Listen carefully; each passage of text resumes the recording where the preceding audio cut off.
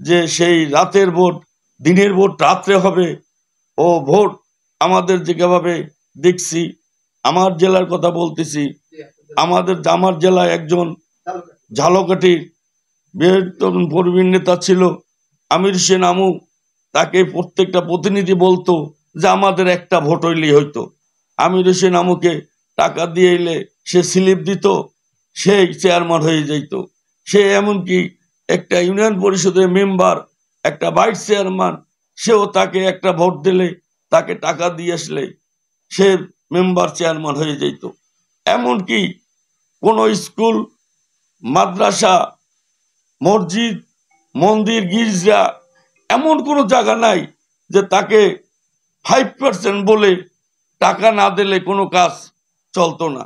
Even ঝালকাঠিতে সে সকালে একজন নেতা বানাইতো, বিকালে আরেকজন, যে সে সঠিকভাবে টাকা তাকে পুষাইয়ে না দিলে বিকালে আরেকজন বানাই দিত।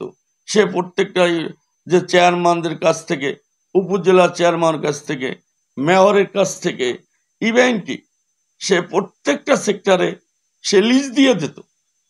এলজিডি, গণপূর্ত, তার রোড রাহাই, পানি উন্নয়ন বোর্ড, এমনকি মনে হয় যে মুদ্রার কাপড় যদি কেউ কিনতো তাহলেও তার ওখান দিয়ে তার কমিশন পার্সেন্টেজ তার দিতে হইত। বিগত ফ্যাসিস্টবাদ আওয়ামী লীগ যেভাবে শেখ হাসিনা নির্বাচন করেছে, দিনের ভোট রাতে করেছেন, আবার ভোট যাকে স্লিপ দিয়ে টাকা দিয়েছে এমপি বানাইছেন, চেয়ারম্যান বানাইছেন, সেভাবে হবে না।